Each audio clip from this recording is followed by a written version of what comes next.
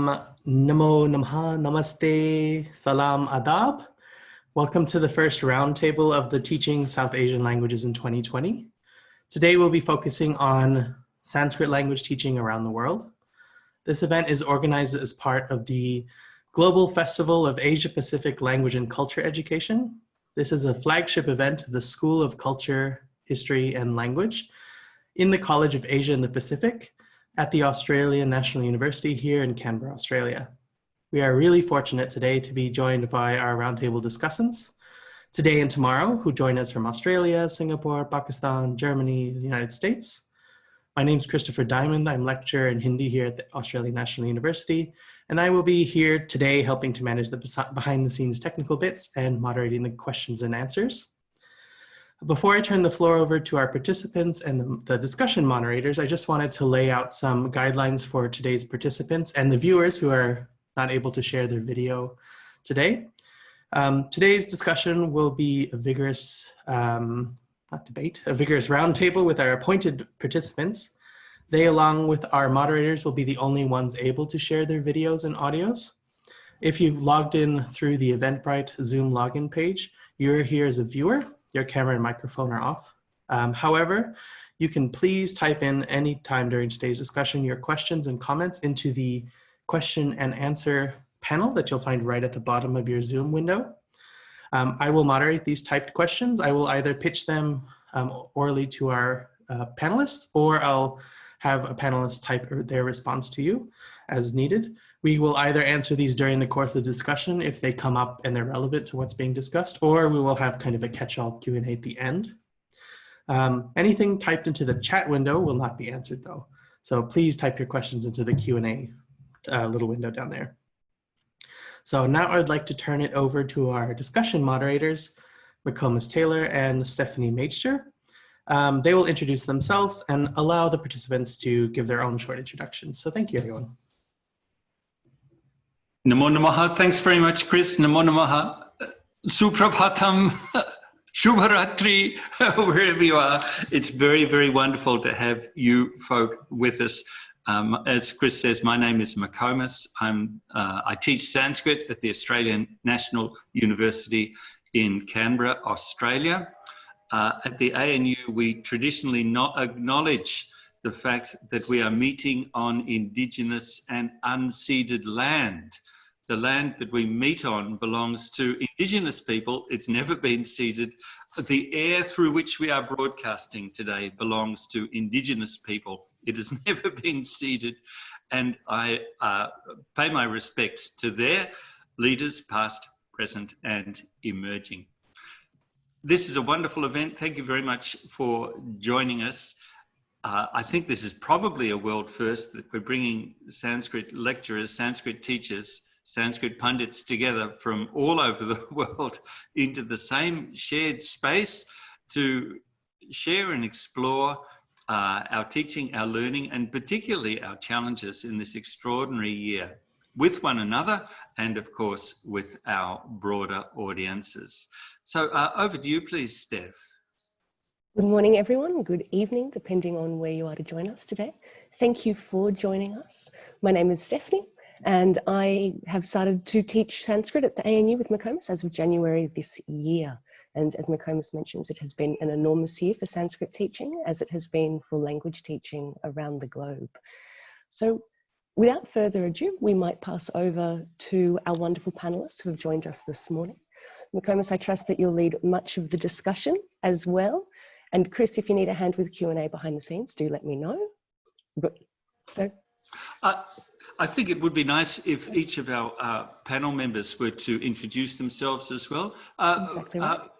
Sadananda, would you kindly say a few words about yourself? Yes.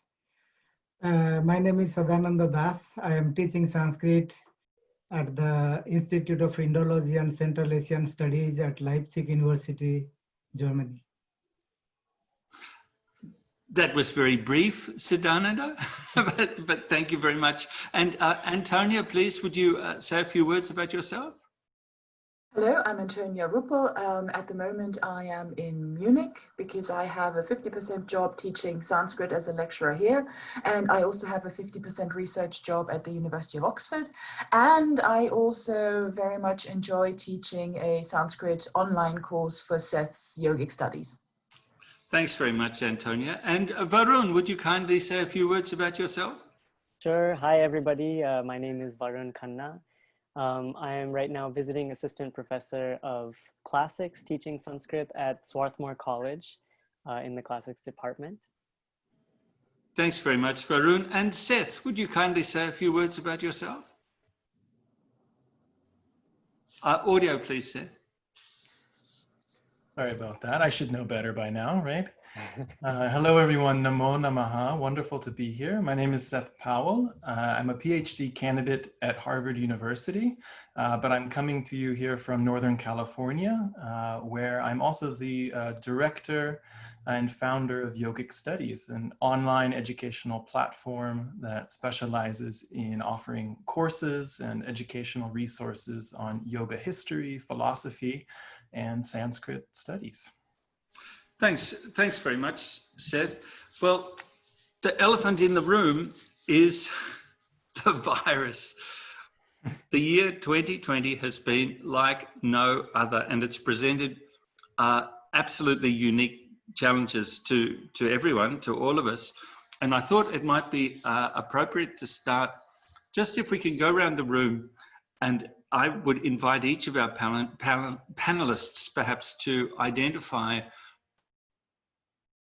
what's the major impact that this virus, that this pandemic has had on your teaching practice, and how have you been able to address it? Perhaps, Antonia, would you like to start us off? Mm-hmm. The most visible impact for me is that I now am in possession of an Ethernet cable again, because my whole working life is conducted online. And so for that, I need a reliable internet connection. And it was actually Seth's idea, who said that, you know, your internet, your mobile internet is sort of weaving in and out a little bit. Let's get you an Ethernet cable. And that has been the foundation for my teaching here in Munich, which has been entirely online. On the one hand, of course, it's, you know, it's very nice. You can do it from home. It doesn't matter, you know, whether it's really hot outside, whether it's raining, you can just do it from the comfort of your own study. But then on the other hand, I haven't really met any of my students in person. And I just came to Munich in March. So I just came at the beginning of this past semester. And it makes a real difference whether you're in the same room as a group of people and there's all these little interactions that you've got and that they've got amongst themselves. And that's really been missing. And I think that the quality of my teaching has definitely suffered from that, because I do depend on these little interactions which you don't always have when you're just doing things online.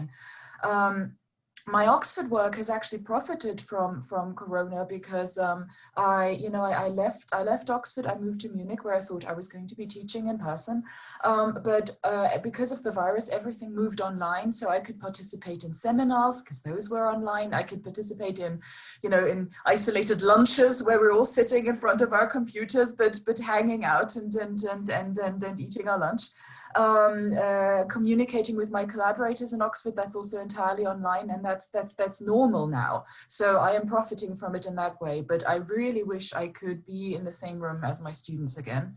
With the yogic studies course that I'm teaching, of course, that wouldn't be possible even without Corona, because there we are literally spread all over the globe. I think once again, we are profiting from Corona a little bit, because more people are forced to give online teaching and online study a try.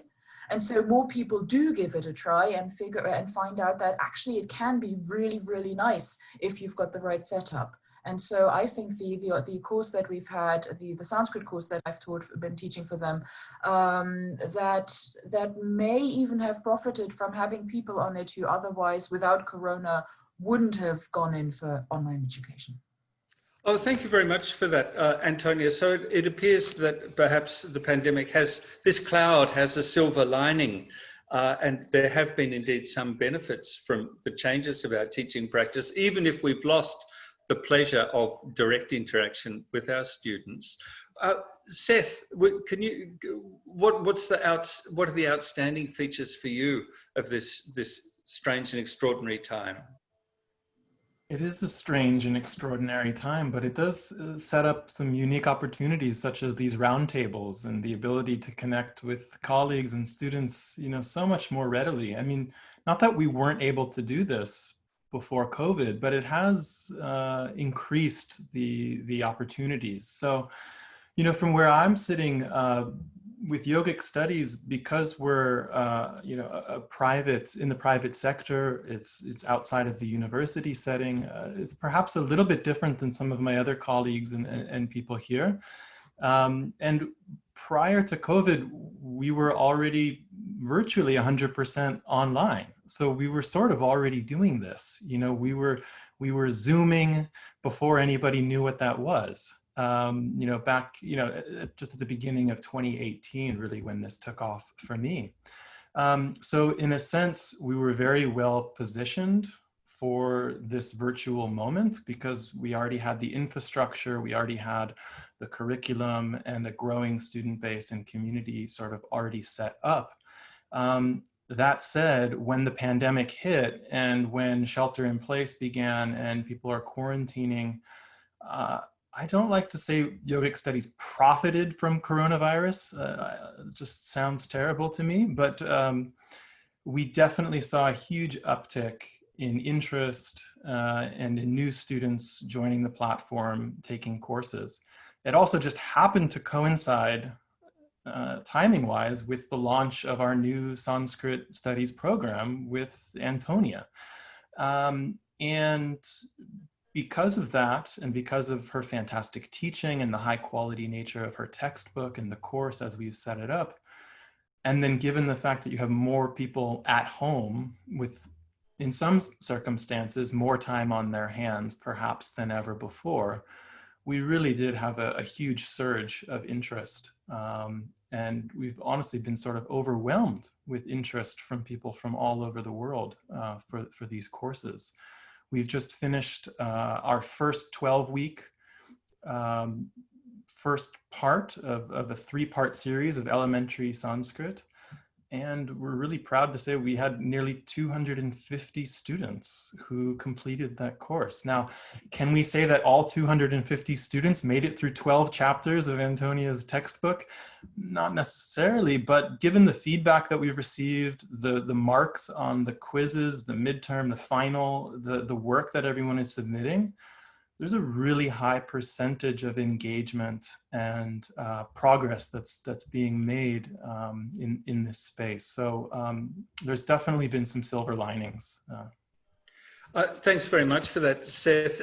In Australia, under lockdown, the thing that's come to symbolize lockdown for so many people is they've taken up the production of sourdough bread. So I wonder if Sanskrit is perhaps, if there are people taking up Sanskrit because they're stuck at home these days, that also is, as you say, it's one of the silver linings. And those hobbies are not mutually exclusive. They are not mutually exclusive, it's true. Sadananda, can we turn now to you? For you, what has been the standout for 2020 under these extraordinary conditions? Yes, as you all have said, that it has affected all of us, and it has affected also to our teaching at Leipzig University. The whole of summer semester we had online, and I have taught from my home. Of course, I am missing my students, and my students are also missing me. We have not met for a long time now. But we have managed very well with online teaching, and it has affected to some extent also. As you some of you may be knowing that I am teaching spoken Sanskrit summer schools every year, which started in 1996. So since 1996, I have been teaching spoken Sanskrit summer schools in Europe, in Australia, as well as in India, and it was continuing since then. But suddenly this year there is a break. We had to cancel this year's summer school at Leipzig, and I think that's a loss. Many of the students who had applied for the summer school, they feel very sorry that it was cancelled this year, but it was unavoidable, and keeping the health of all our students and all our staff, everybody, it was absolutely necessary to cancel the summer school this year. But besides this, I think it has also taught us a lot of things, particularly how to use technology for the teaching purpose. And of course, everywhere we have used Zoom platform or Google Meet or other platforms, including Skype. And what I have seen that our colleagues in India, they have used this technology heavily. Since May this year, many colleges, many universities, many educational organizations, they have been consistently organizing webinars. And I have attended some of them, some webinars, and also Sanskrit Day celebration from Germany online. And I think it is a really wonderful thing. And I couldn't imagine that my Sanskrit colleagues in India, and some of them are also traditional colleagues, they would use so much this Zoom platform or Google Meet platform or online platform for teaching purpose or for organizing webinars, seminars, and discussions.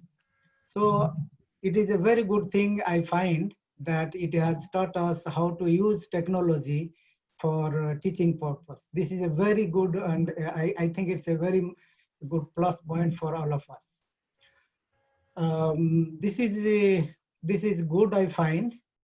Of course, as a language teacher, I would say that a language has to be taught face to face. That is the best approach. But in this pandemic situation, we have not stopped teaching thanks to the technology, and everybody has used this opportunity maximum for teaching purpose. So I think we have learned a lot of things from this pandemic situation, and it was good. It has proven good for all of us. Oh, thank you very much for that, Sadananda. And I, for one, have missed the spoken Sanskrit summer school in Leipzig this year. Not everybody knows that for many years, Sadananda and I have played a little trick on the students in the spoken Sanskrit summer school. And at a pre-arranged time, I call Sadananda on his mobile and apparently interrupt his class, and we have a real spoken Sanskrit conversation, and it's the first time the students hear such a conversation, and it's always good fun, Sadananda, isn't it? Yes, that's true. And every year during the summer school, I organize a telephone conversation with McComas, and this year, of course, we missed each other. This year we missed. So Sadananda, in a nutshell, the pandemic has caused us to engage with this technology, and I'm very excited by the idea that traditional scholars in India are also taking up this technology and perhaps providing us with an opportunity to interact with them in ways that we wouldn't be able to do otherwise. Certainly. Not only university teachers or college teachers, but also high school teachers. They have used maximum. So it's really open. It's really opening up some wonderful opportunities as well. Let's move from Germany back to the States again. So to you, Varuna, what are the standouts of 2020 for you in your teaching? Yeah, so I mean, first of all, I have to reiterate some of the things that my colleagues here have said. The teaching in the classroom, losing that is quite a big blow to language teaching, of course, because there's a kind of synergy that's created in the classroom that is hard to reproduce online when everybody is in their own environment and stuff is going on in the background for people, and there's no telling whether they're even looking at you on the screen or not. But I would say that, and of course, in addition to that, there's just the element of learning from just being in person. So there is something to be said for that. And yet at the same time, there have been certain developments as a result of the pandemic that have proven to be a positive thing, a positive change for Sanskrit teaching, I think, at least from my end. First of all, in my classroom, I've been making tons and tons of asynchronous videos that people can watch separately, where I teach the main grammar components that would otherwise be a kind of lecture format in person. And so students can view them online and rewind or whatever they need to do in order to understand the topic. In a normal, in-person classroom setting, I find that, if somebody misses a point, then since you're not recording it, it just gets lost, or they, either they don't even know to ask about it later, or they kind of get lost a bit later. So in this way, everybody kind of has access to all the material all the time. Of course, it means that you have to be much more careful too in your teaching, because it is all recorded. And I've found that to actually be beneficial for my teaching. So I've had to be much clearer, much, and I can also reduce what I am saying and not repeat myself over and over again like I do in a classroom, because people can just view it again and again if they need to. So that's been quite a plus. Of course, the lectures themselves are recorded, so students come back and watch those. Another big thing is that students from all over the world are joining into the classes. In addition to that, I've received a lot of requests to tutor Sanskrit, one-on-one for students who are all over the world.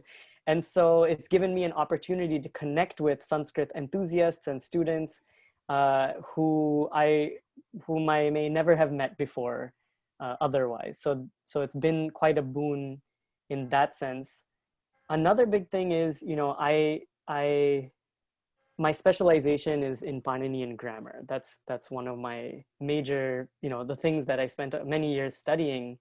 And I've had this dream to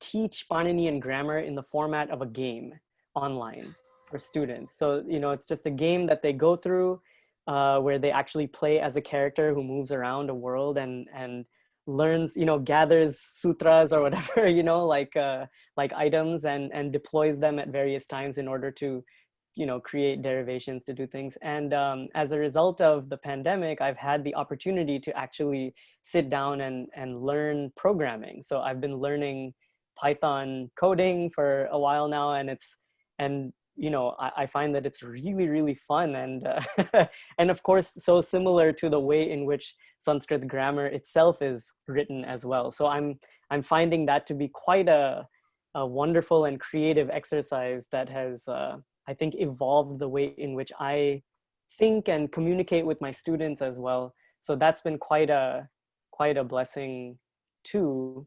In addition to that, of course, on a sort of very tangential note, is that at the beginning of the summer, I got married, and my wife is in Charlotte, North Carolina, which is 8 hours away from Philadelphia, where I otherwise live and teach. But as a result of the pandemic, we've had an opportunity to actually live together this whole time, and that's been quite a blessing. So I'm living in Charlotte, North Carolina, teaching for Swarthmore College in the outskirts of Philly, and it's working perfectly well. So it's there's always pros and cons to each situation, and I find that on the whole, I think the arrangement is positive, but I would love to get back to the classroom as well. Oh, well, thank you very much for that, Varuna. I'm very excited about the prospect of teaching Panini via Python. I think this is Yes. this is going to be a world first, and I sincerely hope that you'll be putting something in the public domain so we can all explore this. It sounds very exciting. Me too. Thank you very much for that. Stephanie, would you speak a little bit about what's happening in the ANU under COVID Sadananda, restrictions, I have please? a question. I just I'm wanted sorry? to add 2 sentences that this year, even if we canceled the summer school at Leipzig, but we had this year in February, the 4th Australian summer school at Canberra, thanks to McComas, and thank God that it happened before the pandemic. So in February, we had 2 weeks of summer school in Canberra, Australian National University, and that was the 4th Australian summer school. Well, it was thanks to Sadananda, and in fact, one of the highlights of that that summer school was every evening the kangaroos would come and gather around as we sat outside enjoying the evening air. And after 2 weeks, even the kangaroos were speaking Sanskrit, Sadananda, I think. Stephanie, would you kindly introduce a little bit about the impacts of Corona and the lockdown, benefits and negatives at the Australian National University? Absolutely. Well, as some of you will be aware, in certain respects, pardon me, Sanskrit at the ANU was already a little bit ahead of the digital curve. So I can't give the entire history on this. McComas could fill us in on some of the details, but many years ago, McComas had the foresight to adopt a flipped classroom model. So a lot of the practices that we've been talking about here this morning in terms of delivering lectures addressing grammar, working through textbooks, asynchronous learning modules and so on were already in place. Students worked through those prior to class. And then our FaceTime Live was already split between a hybrid mode of delivery for on-campus students and students in time zones that had to line up with our early mornings, and then online only teaching later in the day. So with all of the changes this year, we were lucky to not experience too much disruption to the way that Sanskrit's being delivered. Wouldn't you agree, McComas? Yes, it's quite business so. as usual for us. It is almost business as usual. It's true. We've been teaching online for so long that my poor colleagues all around the world have been pulling out what little remains of their hair, having to shift online at short notice. But for us, it really has been business as usual. I think Seth and Antonia have been in a similar situation where you were early adopters of this technology, and it's been very much business as usual for us. I suggest what we might do now is I want to come back to this question of the impacts of 2020 on our teaching. But we have a question from Monica in Poland asking about how each of us teach the script. And I think it might be useful if we just break out, we answer this question briefly. Perhaps we might start with you, Antonia. How do you teach the script? I'm thinking in 2 ways. Firstly, in Munich, and secondly, with your yogic studies program.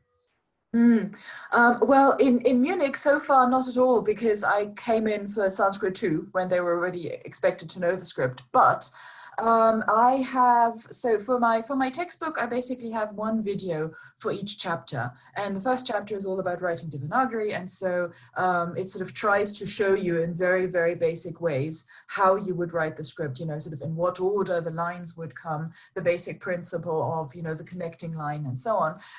But I then found that given that I can't do this on a blackboard in front of all of my students, because I find the Zoom whiteboard, my writing just looks atrocious no matter what I try to do.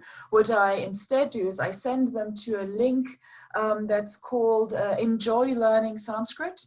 actually it was, I used to send them to the HindiBhasha.com Sanskrit tutor, but then a student of mine pointed me to this Enjoy Learning Sanskrit Devanagari tutor, which is just absolutely wonderful because it's it's not aimed at students of Hindi but students of Sanskrit, which makes some differences in the pronunciation of a couple of the characters, and also it's just absolutely wonderful because it has all these functions of, you know, you say, okay, now I want to learn and then it writes it out for you, or it writes it out for you several times, or it writes it out for you slowly, and it, you know, pronounces it for you.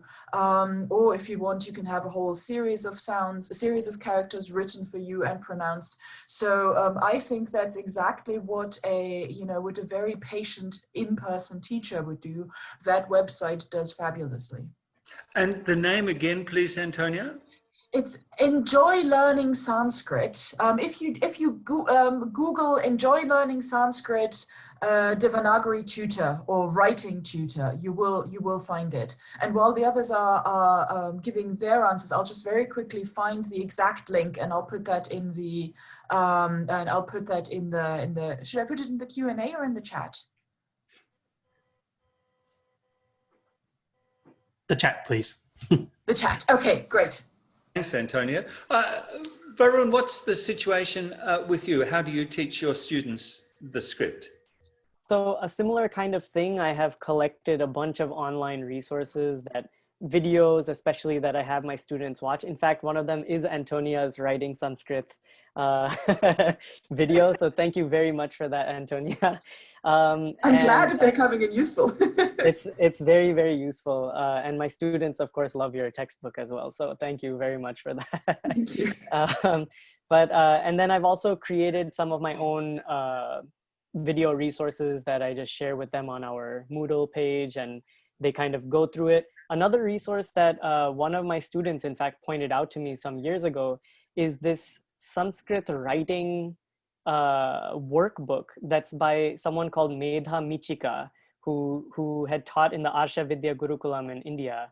And so she has these two workbooks, a series of two workbooks, volume 1 and volume 2, which has the letters written out, you know, in these big bold letters, like a children's workbook kind of thing. And it has all the arrows, and students can follow along in these dotted lines underneath it.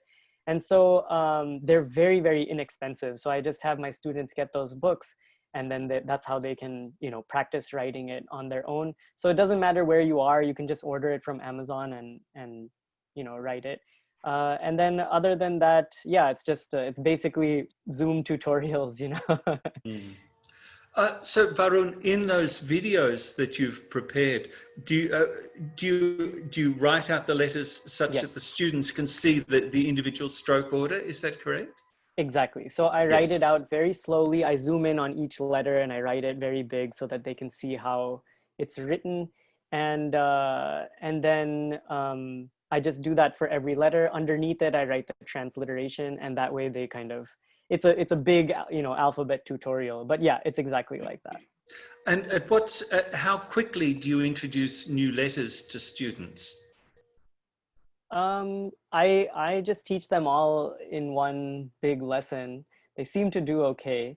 The problem comes when they're trying to learn conjunct consonants, for which I have created this like sort of conjunct consonant rule guide sheet, and they just kind of, you know, they're able to learn certain general principles that help them make it, you know, in the future. But yeah, the problem is really conjunct consonants, more than just the letters on their own. Yes, yes. Thank you. Varun, Sadananda ji, in Leipzig, how do you teach script to your students? Yes. This year, of course, I had Sanskrit too. So they have already learned the script in the last semester. But I had a group of private students whom I taught online, and I taught them Devanagari script. I used a whiteboard and I wrote them on the whiteboard, and they could directly see it. Apart from that, I use also the book of Professor Madhav Deshpande, because it is very detailed with as far as conjunct letters are concerned. And besides this, there is also an internet site which is called saraswati.tripod.com Devanagari/alphabets.html. I think that's a very good site to teach alphabets. It shows a list of alphabets starting from A to H, and then if you click on each alphabet, if you click on A, then it shows stroke by stroke how to write it, so that you can learn already like you learn from a teacher. And you can use this site, and you can share the screen while teaching through Zoom. So that is also quite helpful. And I take, in a normal class when I teach Sanskrit 1 students, I take more than a week, I think 5-6 classes, 5-6 lessons. Each lesson is for 90 minutes long to teach script, including conjuncts.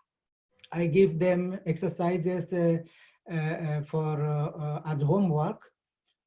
First, simple letters without any vowel matra, like nala, nakha, kacha, tagara, kataka, without any matra, and then with matras, and then with simple conjunct letters. In this way, it takes me 5 to 6 or 7 lessons to complete the teaching of Devanagari script.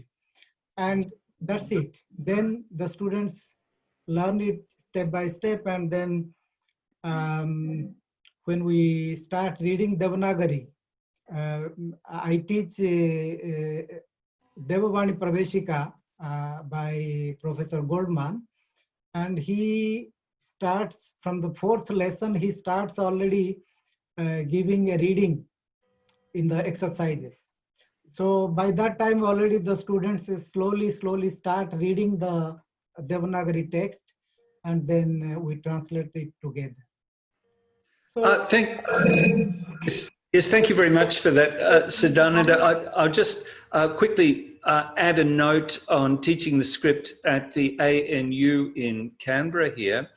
Like Varun, we use a workbook such as the ones we all used in primary school. The one we use is by Professor Thomas Egnes, E-G-N-E-S.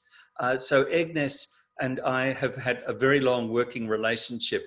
Egnes produced the Introduction to Sanskrit volumes 1 and 2 that we've been using here at the ANU probably for 15 years now. And this has a workbook that accompanies it, and our students work the way through that workbook. And I think the discipline of using a workbook really improves the quality of students' handwriting. I'm a stickler for good, clear handwriting, and I feel I haven't seen students from many institutions handwriting, but I do know that the ANU students generally have a higher standard, a higher level of achievement with handwriting, and I believe it's through using these workbooks. I thought it might be useful now. If I could add something. Go ahead, Antonia. I think it very much depends on, what importance you give to good handwriting, because in an ideal world, it's something that I would give high importance to. But, if you have, for example, an introductory Sanskrit course that's 2 semesters, then you just can't spend that much time on focusing just on the writing. So basically, with me, they spend the first week is focusing on the writing, and then after that, it's transliteration and Devanagari side by side, with the expectation that after a couple of weeks of being exposed to the Devanagari and doing Devanagari exercises, they then can read it, and over the course of the semester, they will have experience writing it. But the writing, for me, and I know that I'm very much, unlike many Sanskrit teachers in that way, for me, the writing is not a virtue in itself. And I know many disagree with this, but for me it sort of feels that Devanagari is one script for writing Sanskrit. For the longest time, Sanskrit used to be written in whatever script you wrote your local language in. And I find the Devanagari incredibly beautiful. But for me, as I say, it's not sort of a virtue on its own, if that makes sense. McComas, could I add in a question that's coming in through the Q&A that's very relevant to our discussion at this moment? Yes, please. Yes, please, Chris. So we have Sahana Chidambi who's asking, have you all found some way of increasing the students' exposure to different fonts and prints while learning the script? For instance, older manuscripts and prints have alternative and strange ways of writing and na, etc. That's such a good question. Of you colleagues, are any of you able to expose your students to manuscripts, for example? If I could briefly reply, in introductory Sanskrit, no. In introductory, I just keep them, safely away from all of these things, limit them to a number of resources that I think that will be useful for them and that will be sufficient for them. And it's only then much later that I would then introduce something such as manuscripts, variant spellings of certain letters and so on. But I absolutely agree that that's something that's hugely important for anybody who wants to study Sanskrit texts on their own. So for example, at the PhD level, but at the undergraduate level or the introductory level, I actually don't do that at all. Stephanie, you've had enormous experience, probably more than any of us, working with non-Devanagari scripts. Would you like to jump in at this stage? I'd agree with Antonia that it's a matter of timing and the level at which you're teaching. So certainly in an introductory Sanskrit program, I wouldn't introduce a great range of typographic differences or orthographic differences in Devanagari and so on. Coming into second year, we've probably all had the experience of students moving from their introductory Sanskrit textbook into Landman's Reader and thinking, what on earth has just happened and what is this typeface? And then you shift to another text, and those, that exposure builds up over the years. I've just taken the fourth year students into Weber's 1855 edition of Shatapatha Brahmana, and they're back to square one, wondering what was going on with that print set. So I do make a point of gradually introducing students to differences in typesets. So they have points of reference that they can kind of fall back on and see developments. In terms of learning non-Devanagari Brahmix scripts, I think that once you've got a strong grip of Devanagari and the way that it works, the fact that you're working with an alpha syllabary, and when you focus on syllables within that written paradigm, it's not difficult to move then into different Indic scripts, Brahmic family scripts. Yeah, I'm jumping into something like Kharoshti is certainly a different ballgame altogether, but that's not something that we're doing at undergraduate level. Yeah. Thanks very much for that, Stephanie. We have a question from our colleague Mark Allen, and this has been something that has concerned us all. And the question is, how do we maintain academic standards? How do we run an exam? Now, if we've got all of our students on campus, of course, we're going to book a room and we're going to sit them in rows and we're going to invigilate it. But in this pandemic age, how do we maintain the standards? How do we examine our students? How do we maintain these normal high standards that we would, that we and indeed our administrative structures would expect and demand? Varun, teaching online, how do you examine your students? How do you tackle this problem? So I find that it's actually pretty hard to cheat on the exams that I administer. And actually I should say that in all my classes, students have access to all materials all over the world at any time for their quizzes, exams, whatever. So I never make them sit down and take an exam without the help of any resources. And I guess my theory behind that is that when you are actually actively being a Sanskrit reader or scholar or something, knowing how to use those things effectively is going to be your friend. And so learning that from the get-go is, I don't see it as much as much of a crutch as I do a resource. And so I actually teach them to do that from the start. And therefore, when I assign my exams, which includes translations and it includes writing in Sanskrit, first of all, I choose verses that I know are not easily found online. So it's if it has to be something that is, you know, sight reading translation, I don't want them just going online and looking up the definition. So I choose verses that are easy but a little bit more obscure. Perhaps I might choose something, you know, from a kind of like, you know, Subhashita type work or something like that. And but I find that giving them access to those things also means that their performance is I mean, it's streamlined in a particular kind of way. And so I don't feel the need to invigilate in the same way. And online, of course, all the exams are like take-home exams, things that they can do over the course of a week. And I give them enough work to do. It's kind of like doing, you know, homework, but just with a little bit more, you know, points value, I guess. Thanks. Thanks very much for that, Varun. Can we cross now to Seth in yogic studies? Seth, how do you maintain your academic standards in your program?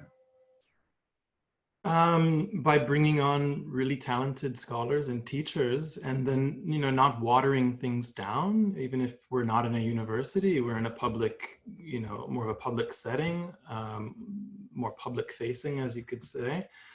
But really just teaching something that would be quite comparable that you would find in a university setting, but keeping in mind that the audience sometimes is a bit different. The community of student learners comes from an even more diverse background. Sometimes there are even more language gaps when we're dealing solely online, where people are coming from all over the world. But I think similar to what Varun was just saying, just making sure that there's quizzes and midterms and finals and things where we really can kind of gauge their progress and to reinforce what we're learning at the same standard that we would in the university, whether you're in person or online. At the same time, I think we should also have a little bit more flexibility in the online space to create structures for test taking and homework submission that recognize the environment that is different, especially during the COVID pandemic right now. So rather than saying you have 2 hours to take this final, it might be an open book final and it's 2 hours timed, you know, you'd say, you have the weekend or you have an entire week and you can do it at any time. You know, it'll close at this time, but, you know, being a little bit more flexible. But I don't think that that reduces in any way, you know, the academic standard of what we're teaching. In some ways, it gives people a little bit of stress relief because they can fit it in more aptly. And hopefully they might even, dare I say, get something more out of it. You know, they might retain a little bit more. Thanks, Seth. In fact, one of the many pleasures of teaching students in the community and not necessarily in a university setting is they're highly motivated and they're studying for knowledge, not to get a grade, aren't they? So often the question of academic good practice is just not an issue because they want to learn. Of course, many students in the academic situation are in the same situation, but they're not studying for a grade, they're studying for knowledge. We've got a couple of other questions. So my monitor says Chris Diamond would like to answer this question. Is that correct? Chris, would you like to chip in on the question of maintaining academic standards in an online teaching environment? No, I just mark them if it'll be answered live or you're going to have a typed response. That's all I'm doing. Okay, thank you very much.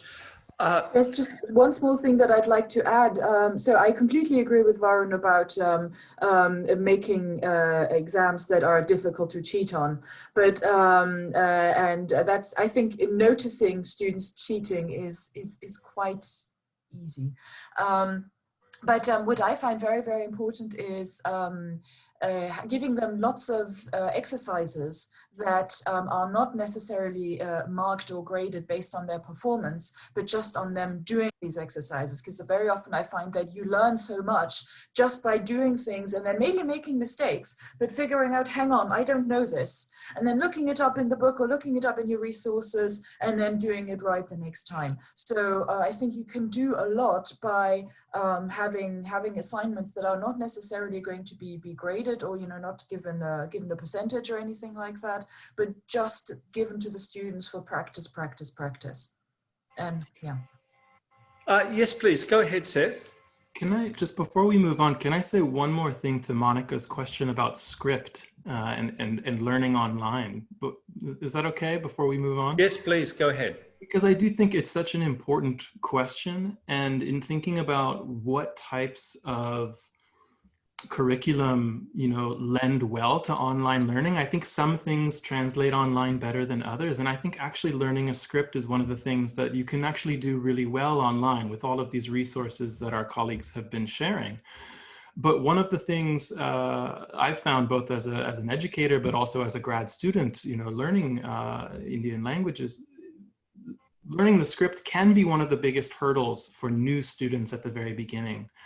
And when you're learning the script and you're learning new grammatical terms and you're learning case endings and you're being exposed to, you know, all of these new cultural and grammatical concepts all at the same time, it can be a little bit overwhelming for students, right, in the first few weeks or more of an introduction to Sanskrit. So one of the things I had always thought about and wanted to do and recently did for yogic studies was to create a course dedicated solely to learning the Devanagari script.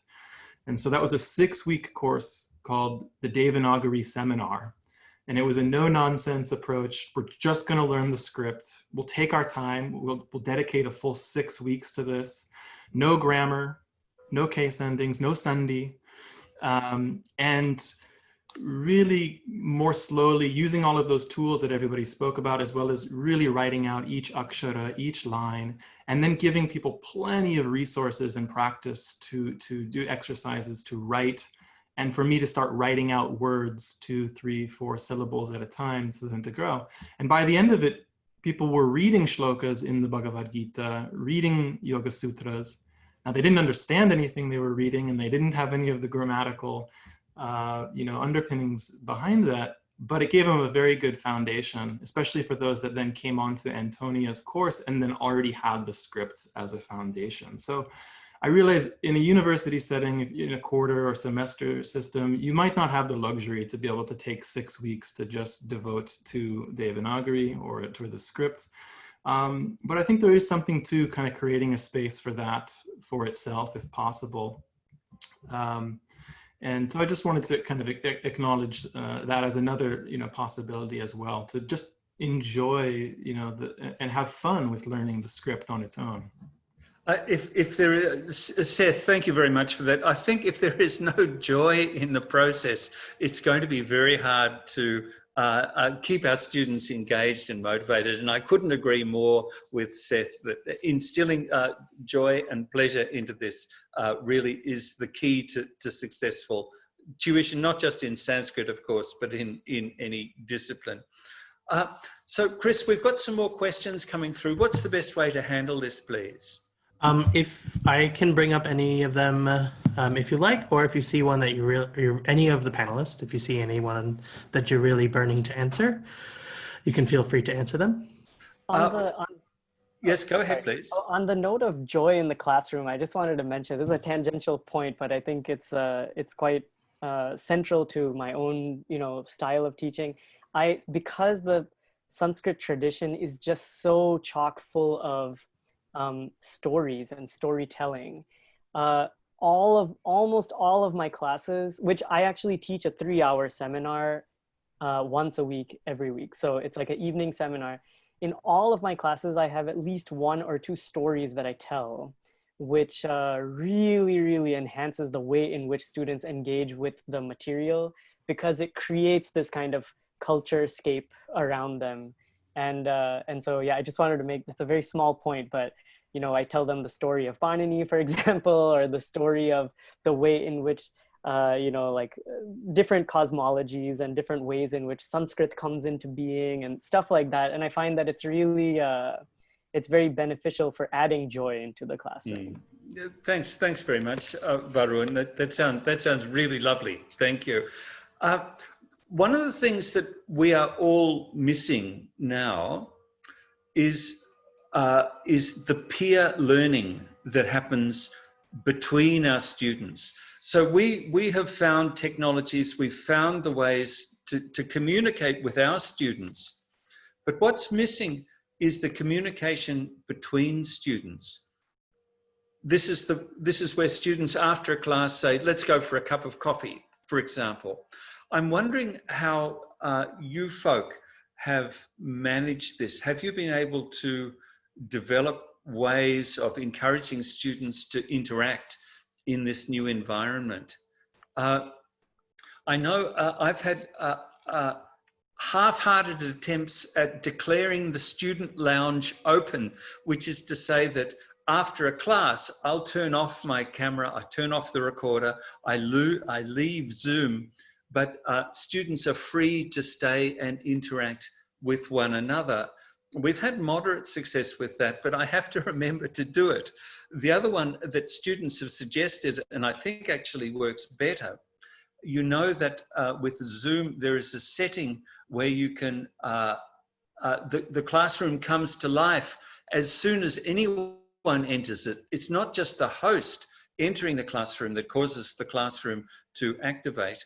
And there have been some years when students have gathered in the classroom for 15 minutes before the class and interacted with one another very successfully. But please, colleagues, how have you also encountered this this problem of a lack of a peer learning community? And if so, how have you addressed it? If I could address that, you know, sort of in part at least, you're absolutely right that these sort of spontaneous, formless communication between students is lacking. And I've had students tell me specifically about this and the fact that they're missing this. 2 ways in which, at least for the yogic studies course, we've addressed this is we use the breakout rooms quite frequently. I use them in every class so that students can do something. It's basically just like group work. And also we have a number of, they're not really hangouts, but they're study groups that people have formed. So we've got a study group for the East Coast, for the West Coast, we've got several for Europe. I don't know whether we now have one for Down Under as well. It might be, and Seth might know, but I don't know off the top of my head. So we basically have all these online ways to encourage students to come together. But I really like the idea of leaving the Zoom room open and then leaving at the end of the class. I think I'm going to try and do that from now on. And your study groups, Antonia, are they guided by one of your colleagues, or they're just the students meeting of their own volition and running it themselves? Students meeting of their own volition. Basically, we encouraged it. We tried to say, you know, who is interested, please email us, and then we'll email a list of, you know, everybody in around the same time zone who has expressed an interest. If you could decide amongst yourselves who's going to be your contact person so that we know who to email if there's any questions or if anybody new wants to join. But apart from that, it's entirely student run. And we've had students be really quite active and engaging in this really very well. Oh, thank you very much for that, Antonia. So Sadananda or Varun, have you also found ways of encouraging your students to interact with one another? Yes, I had a course in the summer semester, which was a course on Kashmir Shaivism, and there were students from Austria, from China, and also my students from Leipzig. And it was also a Zoom room where when all the students enter, then the room is open already. It is not, you don't need to depend on the instructor or the teacher to come and open the room. So whenever they all came in, they had a little chat among themselves. Sometimes they were also in my recitation course, when they are there before me, they used to recite some subhashitas or some verses, or they used to discuss on some particular meter. And also in the, some of them have already joined my spoken Sanskrit summer school. So when they are there, they also chat a little bit in Sanskrit. So in that way, I found the group was very lively, and they had from time to time different topics, and they discussed among themselves. So it was quite interesting to see them chatting, reciting without me, and that was also lively. Yes, so I think sometimes I feel that the presence of the professor flattens the level of student interaction, doesn't it? Yeah, suddenly, this respectful silence descends on the room. Varun, have you discovered ways of encouraging peer learning among your students? Definitely. There's a first year answer and there's a second year answer. And the first year answer really is that I try to assign my students, I guess in my classes, of course, the university is only 1,500 students, and my first year class has about 12 to 15 students on average. So I try to assign them like a buddy. You know, we have a kind of buddy system where this person becomes your talking partner, whether it's for spoken Sanskrit, they become your partner for figuring out, you know, various grammatical issues or translations, and I try to have them do translations together, and they do end up learning from each other quite a lot in that way. Beyond that, of course, I am definitely, like Antonia said, I'm definitely going to try this the student lounge idea after the class. I think that's really quite a wonderful idea. And the second year answer is that because I try to incorporate spoken Sanskrit into the class as well. And one of the big projects that I have my students do is a documentary project in Sanskrit. So they go around filming various things about whether it's the city that they're in. So over the summer, for the past 2 summers, I had been teaching at the South Asia Summer Language Institute in University of Wisconsin-Madison. That's where I met Chris also. And so there, you know, while we were in person, they did this documentary project together completely without my, like, you know, help at all, except for like final touches on their scripts. But they all did it as a kind of collective effort. And so, but what I did this year, on a whim, I was like, let's see if we can make that documentary project work in online as well. And it worked beautifully, because it just so happens that all you have to do is record your own stuff wherever you are, and they kind of send it to the central location where the person who's responsible for the video editing does the editing. And I have found that they share their script with each other in order to like check it with each other, make sure that it's coherent. And so this year, what we got, although it wasn't quite a documentary where they were documenting something like they did in person in Madison last year, but they did this whole like entire narration of the Dashavatara story, and it was beautifully done, and they all like kind of collaborated on it. They did this, you know, very kind of collective Google Doc thing where they were correcting each other's stuff. So that worked really well, even online. So I thought that was something quite cool that they figured out on. That sounds fantastic. Thank you very much, Varun. So we've got quite a number of answers to the question of how do we encourage peer learning. So we've got the student lounge. We've got study groups, regional study groups meeting online, and we've got group projects as well. So lots of good options. I think I'm sure we can all learn something from that. McComas, can I bring up two questions from the Q&A that are closely related to this discussion point? Yes, please, Chris. So one is from Peter, who says, it's wonderful to hear about all your experiences. Are you noticing any new aspects of learning that are related to how students interact in the class in terms of physical gestures, new ways of interacting through these little windows that we have in Zoom? Anything that's become useful or detracts from learning cultural and linguistic traditions? And then we have another question that's related from Sonam Chusang, who says that many students don't turn on their video cameras sometimes. How do you handle this? Are you facing this challenge? And does it affect cohesiveness in class?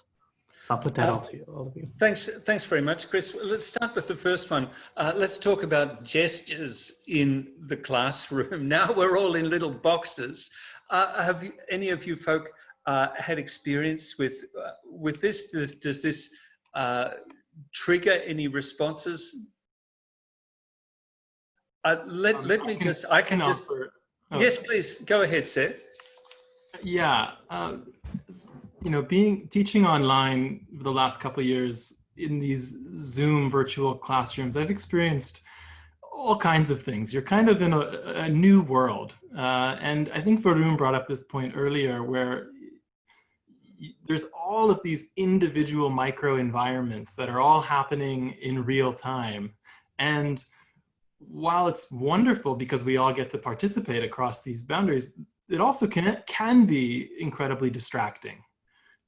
So if everybody has their video on, especially if it's a very large class, I think Zoom allows up to, I want to say 49 video feeds at the same time. You can have more students than that, but you won't see all those videos at the same time. But you could ostensibly see almost 50, you know, individual videos. Now, if everybody has excellent Zoom etiquette in the classroom and they have a, you know, very nice setup and they've got their bookshelf, right? You have to have a bookshelf right in the background.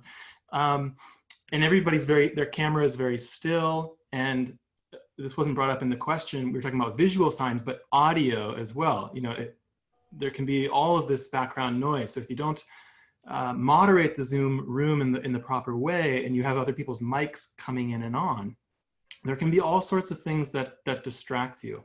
I've had people in the chat, in the video here while I'm teaching, giving a lecture, and they're just walking around outside on their cell phone. They're driving in their car, listening to the lecture. One person was just walking all around their house. They didn't realize their video was on. I'm sure you've seen, you know, funny stories emerging from colleagues around the world teaching of people not realizing their video is on and perhaps doing embarrassing activities. So you have to create, I think, Zoom etiquette, the virtual classroom etiquette. You have to adopt some sort of policies and lay that out, you know, as best you can at the beginning. It's something that can evolve, but figure out what the best and most conducive way to encourage in this new environment, everybody to be engaged and as least distracting for everybody, because it's nice to encourage everybody to have their video on. It's lovely to be able to see everybody. It's also kind of remarkable to see everybody's individual backdrops and to have cats walking across the keyboards. And we have a remarkable amount of yogic studies kitties that have made their way into the classes. But also, you know, children, I've been teaching myself live and my kids just came barging in the door. I was a bit like that BBC reporter that went viral. And fortunately, I didn't shove everybody out of the room, but you know, there's all kinds of new things that can happen. And I think everybody's been pretty generous and lenient because everybody knows we're all kind of figuring this out at the same time together. But I think creating some policies, digital Zoom etiquette policies, is helpful. I encourage students to have their videos on, but also really support them to turn them off. It's not required at all. Some people don't want to, you know, show their face. I think it's very different if you're talking about a small seminar of, say, 10 or less students, and you're trying to create that seminar style and replicate that online, where it's a little bit more problematic if 5 of those 10 people have their videos off and you're trying to create dialogue and conversation, versus if it's sort of a big lecture hall and you're not asking for that active responsiveness from the students. So it does depend on the type of class that you're teaching.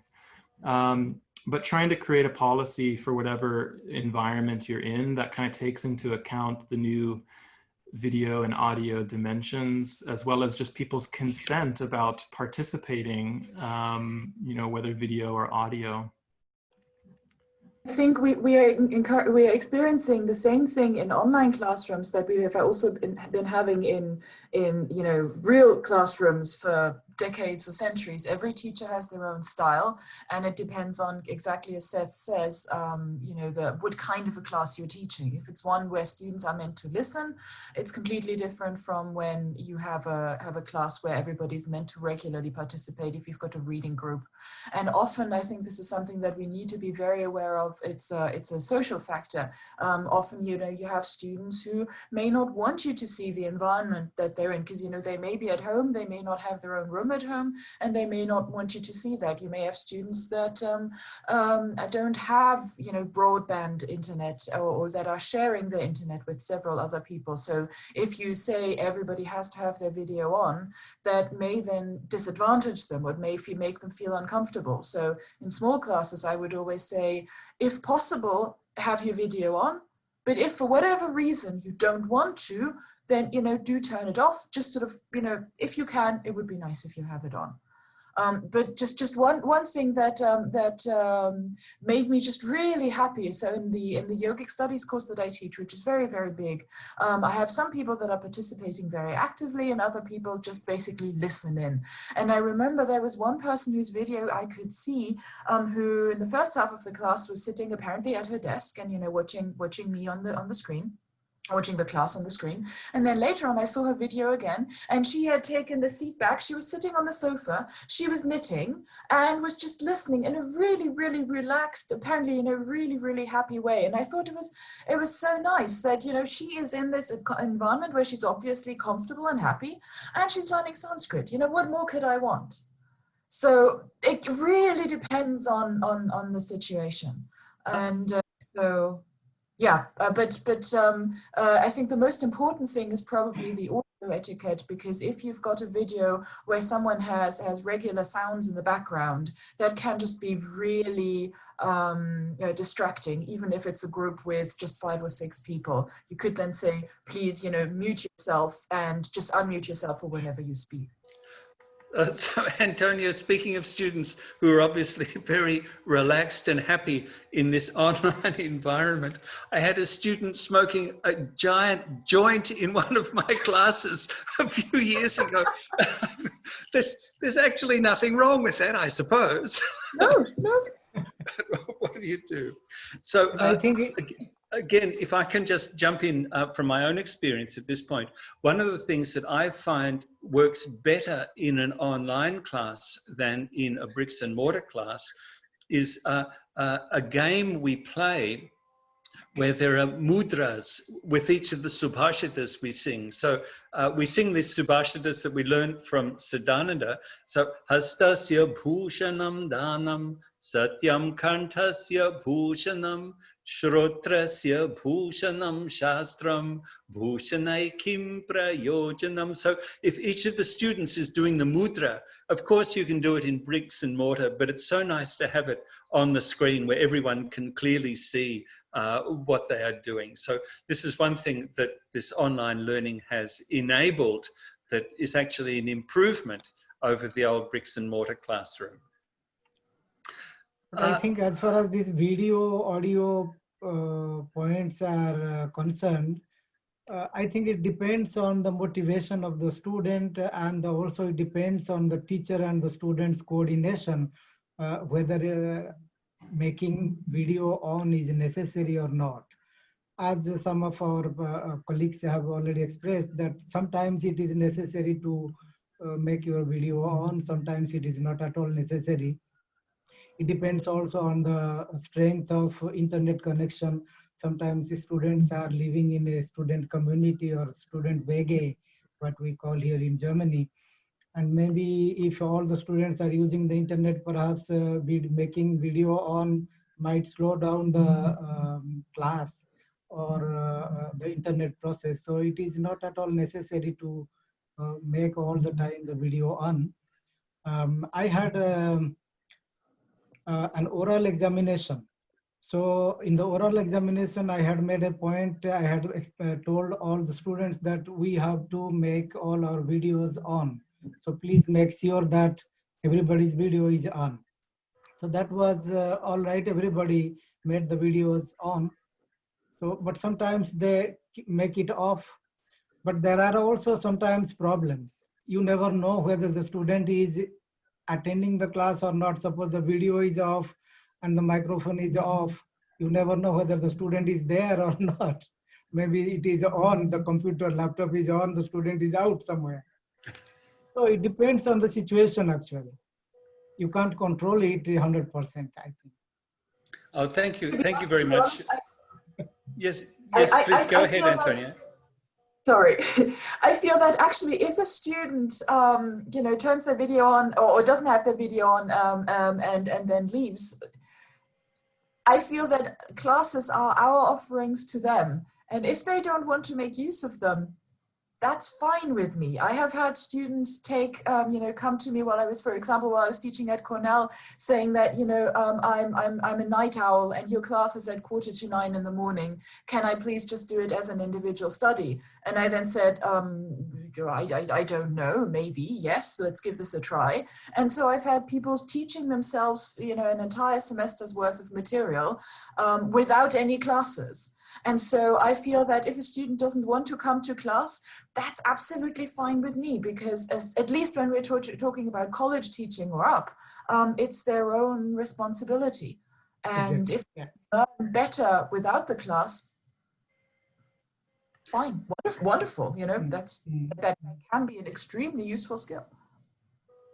One of the things that's emerged in my classroom as a result of being online is first of all, the creation of outside of class WhatsApp groups, and one of these fun things that has emerged is the sharing of Sanskrit memes, and it's just become something that students, especially the age that college age that they are so. I mean, they communicate through these little images that have certain messages, and it's just a thing that they know very well, and they create their own Sanskrit memes. So we have these huge collages of memes, So I mean, most recently, because we're right in the beginning of the semester, we're now starting to learn some of these declension paradigms, and so someone shared one meme that says, "What gives people feelings of power?" And then it's got money, and it's a little bar, and then status, a little bit bar, and then a bar that goes off the screen, and it says, "Memorizing an entire declension paradigm by heart."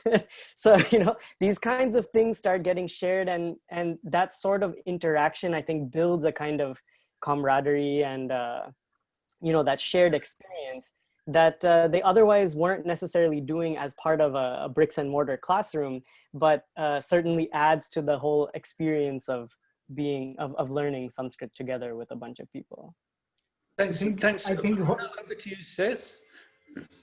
Yeah, I was just going to say quickly, and then Sadananda Das, I'll turn it over to you. But just to Varun's point, and to the point about creating more opportunities for peer connection, having some kind of online forum or private Facebook group or WhatsApp group or something like that, I think is indispensable for outside of class conversations, sharing memes, threads, relevant news articles, in a sense, creating that classroom environment, but online.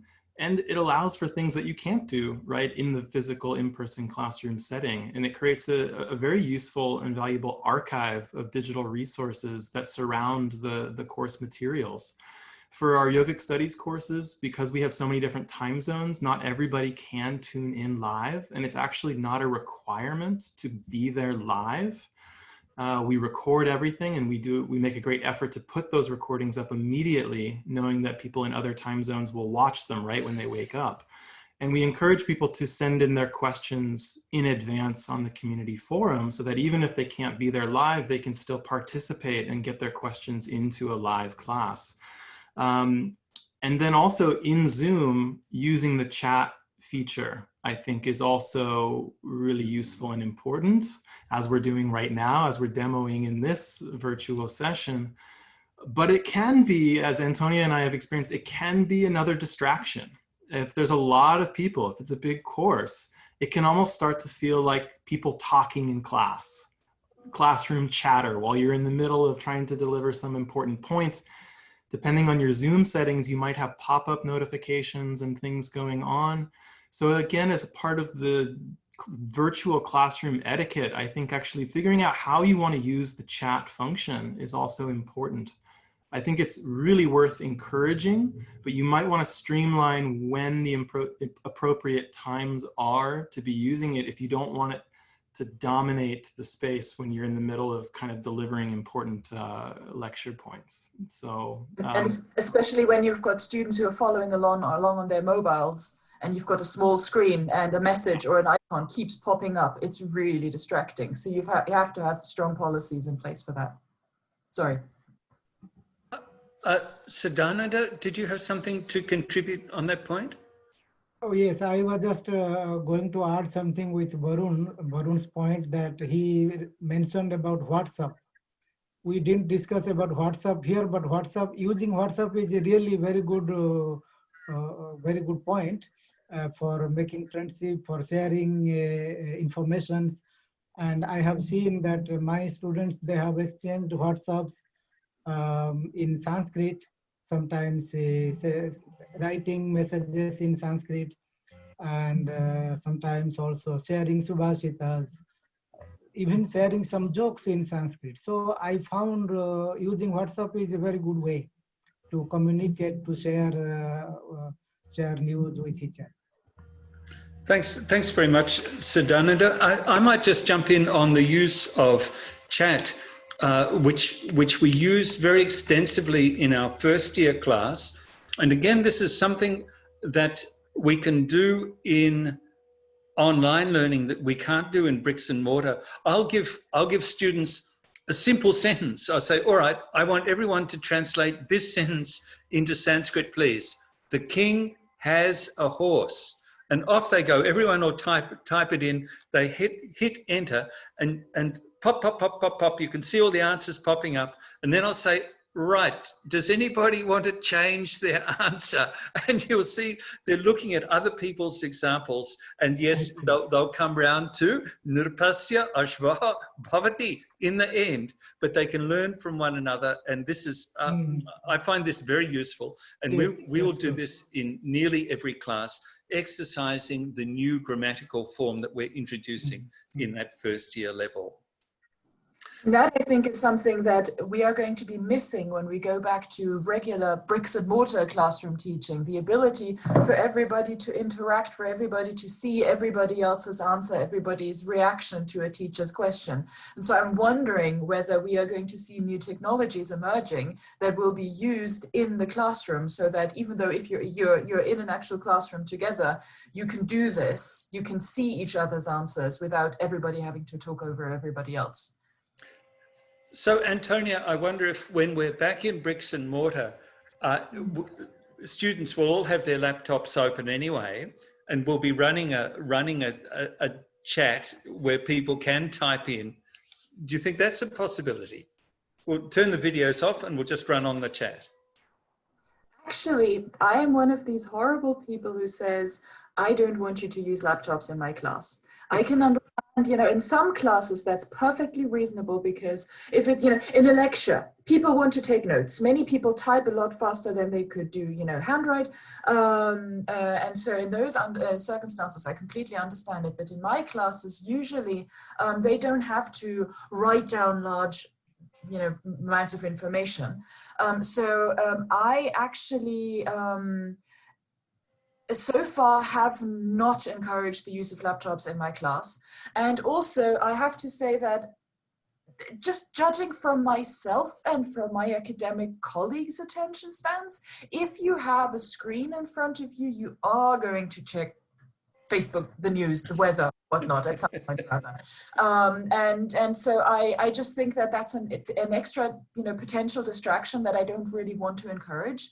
So it would be interesting to see how we can include this digital component, which has a huge advantage, without inviting this distraction. So when I was doing my graduate work, we didn't have Wi-Fi in the library. So there was no internet at your computer, and so if you wanted to distract yourself, you played Spider Solitaire, or that was it.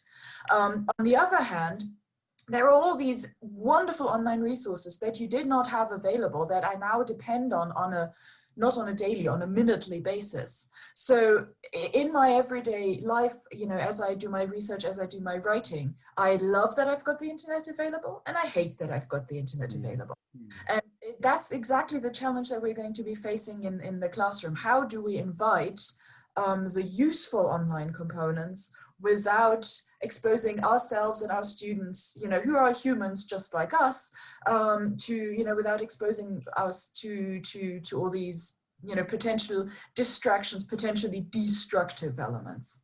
And I don't have a good answer to that. Yes, I think there's no answer to this one, Antonia. We'll have to muddle our way through this one, won't we? Yes. I mean, if you've got a kind of intranet, so basically you've got an online component, you've got a digital component where everybody is linked, but it's limited so that the general wide open spaces of the internet aren't available to you. That can be done. Okay, thank you very much for that. So, well, we switched back to Chris. You've got another question for us, Chris. Yes, I do. From another Chris. He says, thank you, everyone. I have a tough question. I guess this is more institutional rather than in the classroom. As universities embrace more and more online learning, including transfer credits from universities, I guess he means like micro-credentials and all these things, online courses, do you foresee a kind of Mahabharata war over the Kurukshetra of online Sanskrit teaching? Do you see more competition on the global online Sanskrit marketplace? Well, that is such an interesting question. When we first went online, probably 10 years ago, if you typed online Sanskrit lessons into Google, you come straight to the ANU. We were always at the top of the list. And I've noticed over the years, we've gone further and further and further down the list, and it's become quite a crowded marketplace. I'm not sure that it's a competitive marketplace, but it's certainly a crowded marketplace. Now that we are offering Sanskrit flexibly, now that we are offering it online, do you feel pressure from colleagues at other universities? Have you ever been accused of stealing their students, for example? So far, oh, sorry, Varun, go ahead. No, please, go for it. At least to my knowledge, I haven't been accused of that yet. I think that, so what I've been doing is I've been trying to sit in on a couple of online classes taught by a variety of people, and I feel that yes, there is competition among online courses in the same way that there is competition among bricks and mortar institutions. But so, for example, I sat in on the introductory level of a class that was taught from India online. And it was this wonderfully, it was a very calm pace. It was, almost discursive in a way. And it was just something that encouraged you to, to sit and to listen in and to slowly take in information. And I think that for people who want to, learn Sanskrit and just not spend all their time on it, and who have, want to do this over the course of several years, this is the perfect course. Then there's the course that we offer through Yogic Studies, which is fairly intensive because we try to offer them basically all of introductory Sanskrit in the course of 36 weeks. My personal background is as a comparative linguist, and I will never be able to, get rid of oh, by the way, there's a historical explanation, which is so useful for this, which some people love having in Sanskrit. Other people really prefer having a teacher who sort of takes the Paninian approach and simply tells you, this is what it is. Don't bother with why it is that way. I'm just telling you, this is what it is, and this is what you memorize. Then I think, McComas, your teaching style and mine, they complement each other quite well. You have a great oral element. You have the Subhashitas, which I so far haven't been including in my teaching. And so I think that it will be a great market for the students, because we will have all these different offerings: Sanskrit this way, Sanskrit that way, Sanskrit at this speed, Sanskrit turbo, that will complement each other. And I'm sure that there's going to be some competition where basically, two people teach the exact same course in the exact same way, and one course is $50 cheaper or something like that. I'm sure that is going to come up somehow. But I think for the most part, it really is that different people have different styles. There's so many different reasons for learning Sanskrit, so many different approaches to Sanskrit, and it will be great for students that they can basically say, oh, I would like to learn Sanskrit sort of in this way, so that's what I'm going to do. I'm going to take this course rather than that course. Thanks very much for that, Antonia. Varun? Yes, I was just going to say that, though it may be a kind of competitive thing, but on the contrary, really, I foresee it being a kind of more of a sharing space than a competitive space. Maybe it will become a competitive space, but I really sincerely hope not. I think that really I have found that because of these increasing online resources, I'm able to use the stuff from so many of my colleagues' former classes or stuff that they've just uploaded online in general, kind of like how we're using the written Sanskrit lesson from Antonia's book, from the YouTube video, and I show that to my students, and it's one of their asynchronous things that they have to go through. And so rather I see it as a great opportunity for all of us to really include so many different styles and elements within our own classrooms to be able to cater to each different student's needs. So just like what Antonia was saying, is that different teaching styles are complementary, but you can actually take those things and implement them in a single classroom over the course of a semester, because there's so much stuff available from so many different people online. And I'm just thinking aloud here, but I sort of envision a kind of Sanskrit teachers network, perhaps, where there's like a platform that people can go to learn Sanskrit in different ways, or different kinds of things they might want to learn, whether it is spoken Sanskrit, or learn how to read, or learn how to interpret manuscripts, or learn Paninian Sanskrit, or whatever. And there's the opportunity now for us to create that kind of network. And honestly, this roundtable is one way. I mean, it's really a first step, I think, in like a kind of snowball of activity of for Sanskrit pedagogy. Oh, thanks very much. Yes, go ahead, please, Antonia. And hopefully, if we build up such a network, it will also benefit all of those colleges and universities where Sanskrit is being cut.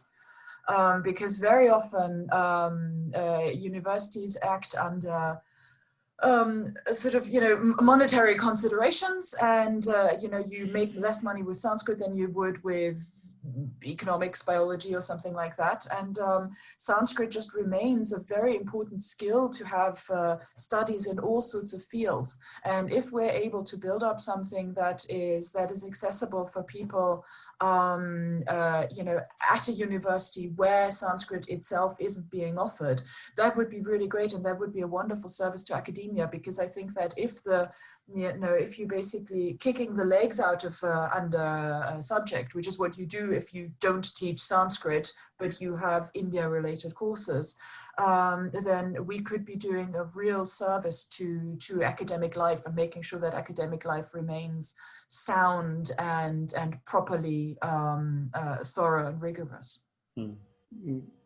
Yes, thanks, Antonia. Yes, please, Seth. Yeah, if I could just add a few remarks to this. First, I think there is a Kurukshetra battle over the teaching of Sanskrit, but that's a different story. And I don't think we're fighting it amongst each other. And I do think the increase in offerings in courses is really just a boon and something that we should all be embracing. I'm happy to report from outside of the university setting, there is tremendous public interest in learning Sanskrit. You know, if we think of the tens of millions of yoga practitioners, teachers, Ayurveda students, Hindus, Buddhists, Jains, various communities who are very sincerely interested in learning Sanskrit, but might not always have access to the university or the resources. I think one thing to be thinking about in all of this is, you know, the financial side of it and tuition costs and accessibility for people.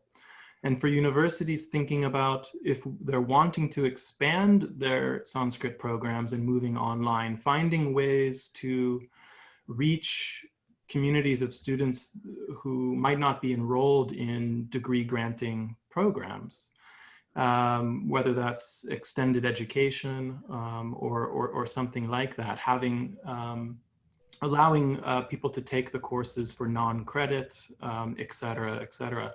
So I think there's so much interest, actually. The market for Sanskrit is, as far as I can see, wide open.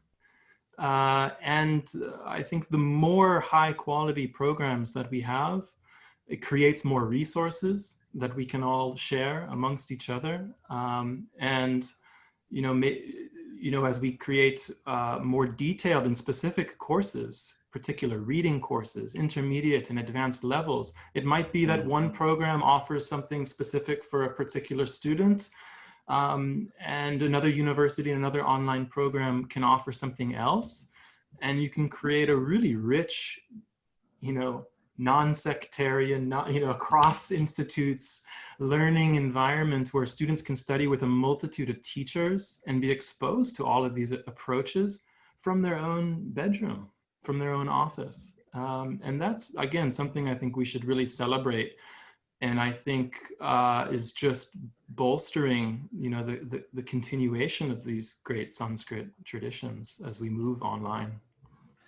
That's such a good point, Seth, because no one of us has all of the skills to teach manuscriptology or Vedic or spoken Sanskrit or Subhashitas or Panini, but across the board, somebody somewhere has the skills to teach that aspect. And wouldn't it be wonderful if we can tap into one another's skills in a more flexible and creative way, so we can get someone skilled in teaching Panini to teach into our course. I'm happy to teach Subhashitas into their course, and we can somehow enrich our students' learning experience by drawing on the breadth of expertise. Stephanie?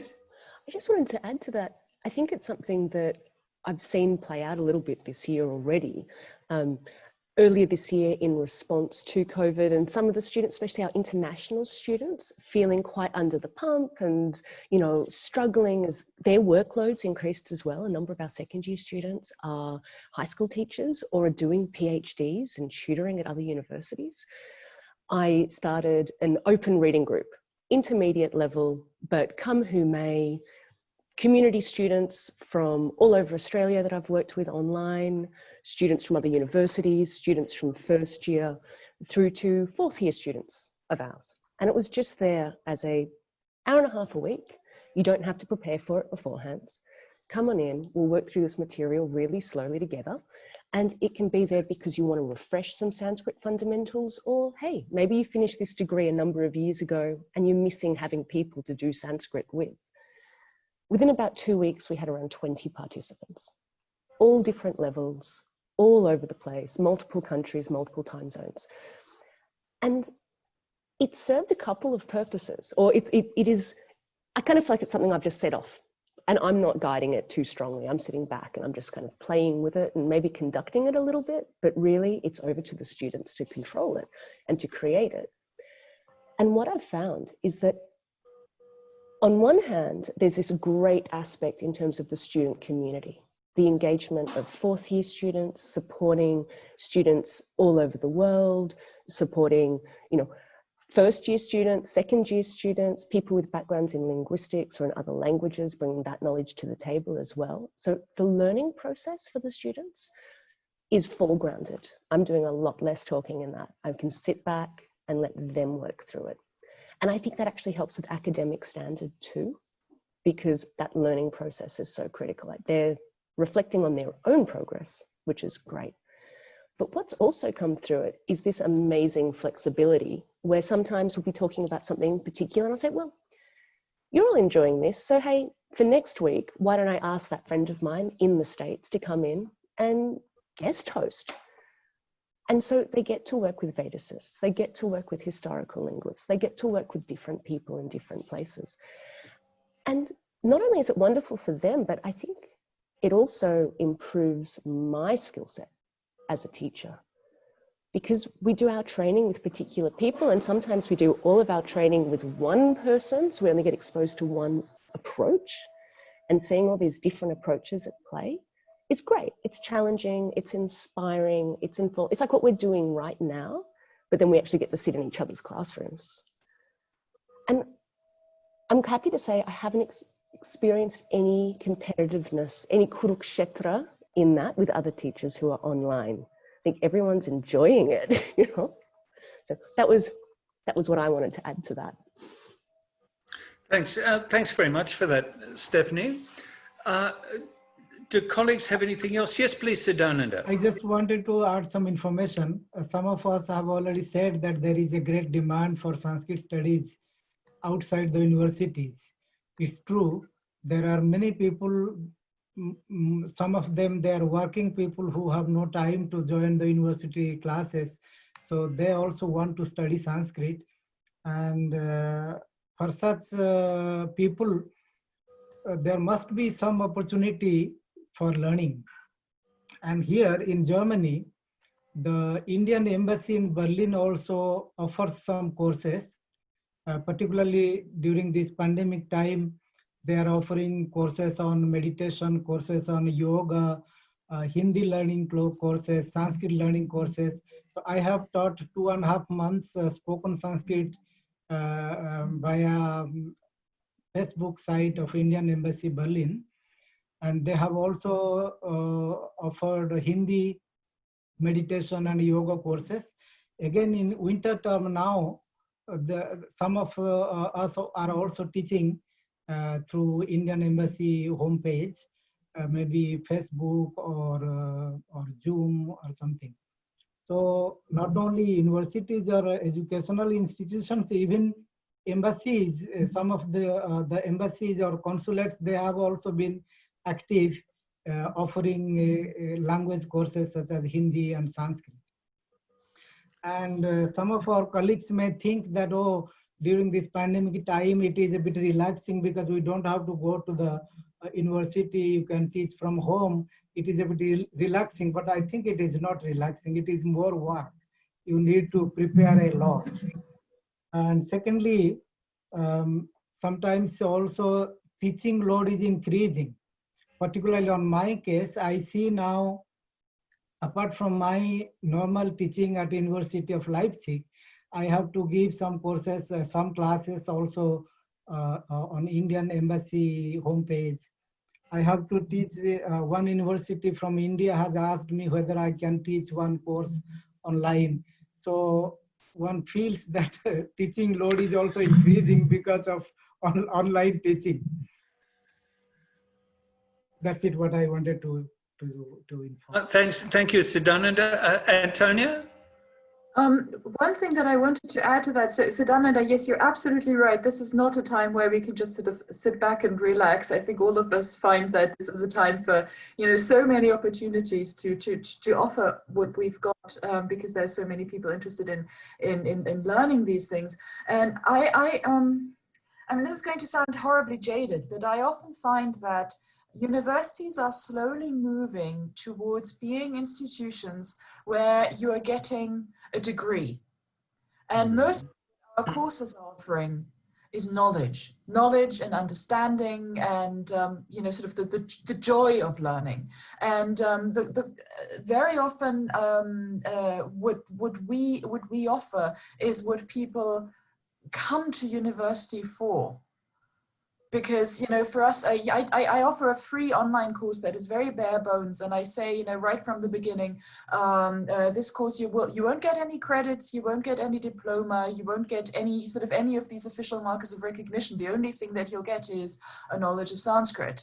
And I have lots and lots of people enrolling for that, and I feel that all the courses that Sadananda was mentioning, offered by the Indian Embassy, those are also not about credits, not about recognition, not about you know, credit points, or however we measure, universities measure students' progress. This is really just about the joy of learning and the joy of knowledge. And there's a real interest in that, and there's a real thirst for that, because the institutions that would traditionally provide people with this learning for the sake of learning are increasingly not there anymore.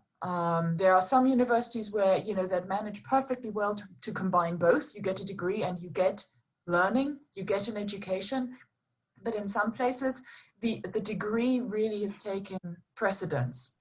And so I feel that there's something that we can offer that may be going missing elsewhere. And maybe we can thereby even encourage universities to go back to some of what they used to be doing, what I think they should still be doing, which is offering learning for the sake of learning, knowledge for the sake of knowledge, rather than knowledge for the sake of passing an exam that will then be part of your degree. One more point I can add, Antonia. At Leipzig, we have also a facility that you can join as a guest student. You don't need a degree. You just listen and you attend classes because you are interested in this. Yes. So there is a chance. There is a chance. I think that's wonderful. Yeah. Yeah. And this term, we are getting 1 or 2 guest students for Sanskrit 1 for the winter term. They are not professional students. They are having their own work. They have their own jobs, but they are interested in learning Sanskrit. So we have got 2 requests, and they have to enroll as a guest student here with a little registration fees, and they are allowed to learn. That's great, Sadananda. Varun, you had something you were trying to say. Yeah, I was just saying, if I can just add my little data point also to this discussion. In 2017, I did this like experimental online webinar on Zoom to teach just purely Panini and Sanskrit. And the only advertising I did for that course was just 1 post on my Facebook. And it spread however it spread. And I was just like, okay, I'll just teach it for whoever's interested. And I had 1,400 students on this webinar. I kid you not. This is, I had 1,400 students on this, this webinar I taught once a week for 25 weeks. And I don't know where all these people came from, but they are there and they're interested, and they were like really, I had done it in like a kind of discussion board style outside of class. You know, I had this separate sort of web page set up where they could, you know, ask and answer questions on a discussion board. And it was like a really active discussion board.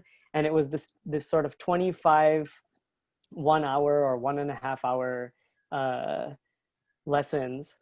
And I didn't even offer a certificate, but people just came and they learned and they left. And I don't know where they are now or what, you know, but those people are there. So I just wanted to add that data point. You know, I found it really fascinating. Yes. Swantah Sukhaya, for their own pleasure. So McComas is rejoining us. He kind of got booted off for a second. He's in country New South Wales and the internet's a bit shaky. We are in the last kind of 10 minutes of our appointed webinar. It's kind of flown by. I'd like to open it up. Of course, bring up your own points, or any of our panelists. but for an open Q&A. So anyone that is attending as a listener, you can either keep typing in your responses to the question and answers panel, or if you go into the participants panel, you click it, you'll see a list of everyone attending. You'll get the option to raise your digital hand. If you raise your digital hand, I can unmute you temporarily and you can ask your question out loud in person. So I'll leave it open for that if anyone has anything to ask. Otherwise, McComas is back. I'll turn it back over to him.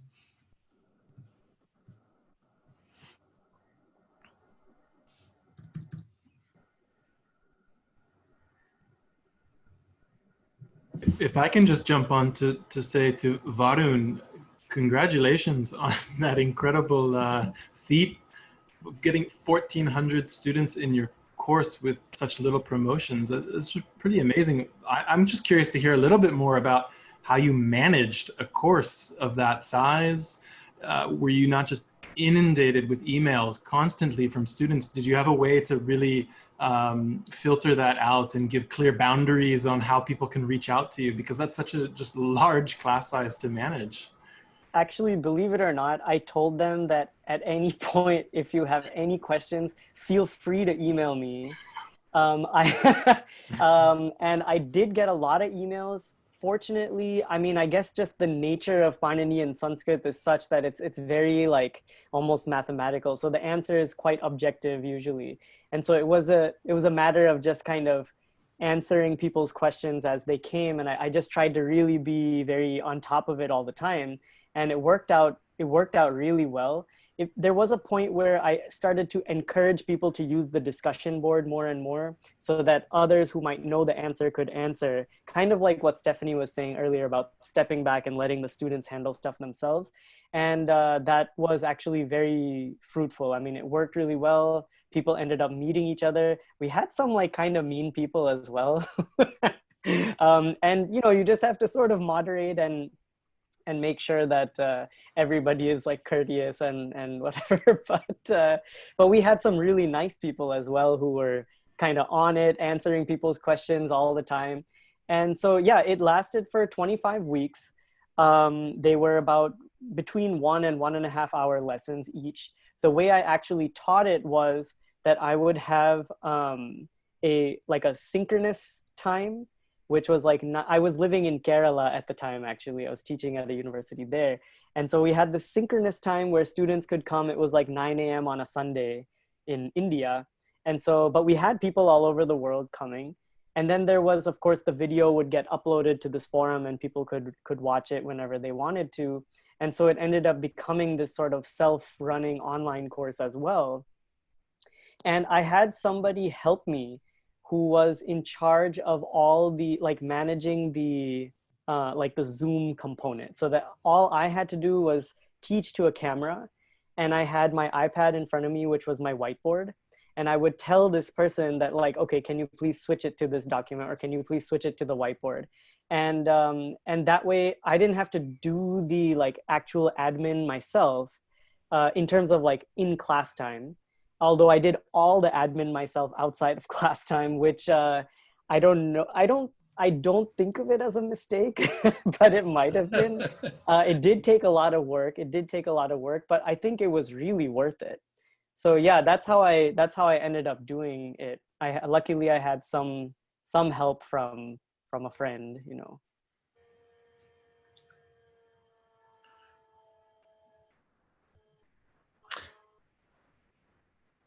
So we're still open to any questions, audio or typed. But McComas and Steph, maybe because we've heard about ways that university courses have been made accessible to people outside the university, maybe you could talk about what we do here down in Australia, since maybe not everyone in North America, Europe, or South Asia is as familiar. Steph? I was just about to do the same thing, McComas, considering that you've set up a lot of that program. Do you want to speak? Because one thing that I think many of our participants from, say, Europe or North America may not be familiar with is Open Universities Australia, and the way that that intersects with what we're delivering through the Australian National University. But McComas, I'm pretty sure that you were at the spearhead of bringing that into the Sanskrit program, and that Sanskrit might have been one of the first, if not the first, language program offered by the School of Culture, History and Language to have the intersection with OUA. That's correct, Stephanie. So Open Universities Australia is a collaborative venture that brings together most of the universities in the country, and it enables students from one university to take credit from another university, and for people outside the university system to enroll in any university who's in the system and take any of the courses that they are offering for credit. And so it's actually, I think probably 2/3 of our students have come into our Sanskrit program at the ANU through Open Universities Australia, which is to say that 2/3 of our students are either enrolled at another university, and could be anywhere in the world, or they're coming in from the community. And so this has been a very important source of students for us, and it's been it keeps our bean counters happy because it brings money into our program. So yes, as Stephanie says, Sanskrit was among the first. So we offer Thai, Vietnamese, Burmese, Tibetan, Sanskrit, and other rarely taught languages through Open University. Oh, did I say Hindi? Of course, Hindi at the top of the list. Hindi is also available through Open Universities Australia. Yeah, and Tatum and Tokpasin now as well. Thanks very much, Stephanie, yes. I had to do that as the representative of our less commonly taught languages on the Education Committee. One thing Tatum is the language of East Timor, to the north of us. Tokpasin is a Creole spoken widely throughout the Pacific. One thing that I've certainly observed in terms of the influence of OUA enrollments in our classrooms, and in some ways this would kind of laterally brings us back to Mark Allen's question at the beginning of this session regarding academic standards when we're delivering classes online. And so a lot of our OUA students are actively enrolled in PhDs in languages at other universities around Australia or in other countries. So that lends itself to quite an interesting learning environment where the students are collaborating, but also reflecting back on their other language studies, which might be, you know, a PhD in the classics. It might be work in Old Germanic that might be coming from linguistics, all these different areas. And I find that it means that the students bring in familiarity with languages and language learning, a lot of passion. I mean, they're language junkies, so they're not going to complain about the amount of work there. There's going to be plenty of time on task. But there's a lot of skill set and pretty high level skill set that those students already have. And then when you mix them with, I guess, more traditional undergraduate students who might be in their second year of university study and still working out how to get out of bed by 10 a.m., they're influencing each other. They're kind of rubbing off on each other. They're sharing that skill set. Sometimes it's actually better that they're teaching each other about certain points in linguistics or certain comparisons and etymologies, you know, from a 22-year-old to a 20-year-old, then it's me trying to explain this from the front of the room. It lends itself to this casualness, but a really friendly learning environment. And that is something that I've found, you know, as a newcomer to the ANU still, I haven't been with the ANU for 12 months yet. It's something quite distinct in the environment. It's not entirely unknown. We'd experience that in bricks and mortar classrooms, but I think the percentage is higher through this OUA stream. And it's something that it's really nice because you can play with it as the teacher and really encourage people to kind of be forthcoming with that. So, Chris, we're pretty well out of time. I'm thinking we might start to round it up. And I would round it up by, I think the take-home message for me is that there is much more silver lining than I had thought in this strange and challenging year. So we've talked about what we miss about classroom learning, but we've discovered there is so much we can do with online learning. We can reach out in ways that we hadn't been able to reach out before. We can contact pundits in India, traditional pundits in India who are now using Zoom. We've got Panini in Python, which we've never had before. We've got fabulous community courses which are opening up the world of Sanskrit to people who've never had access to it before. We've got solutions to peer learning that we haven't imagined. We've got the possibility to share our skills across a network. So Varun can teach our students a little bit of Panini. Stephanie can teach Leipzig a little bit about Kharoshthi. We've got lots and lots of possibilities that we've never had before. So there is more silver in this cloud than we had imagined.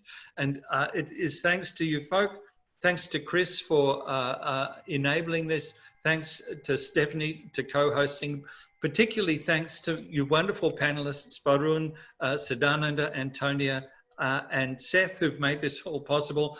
And thanks also to our participants out there.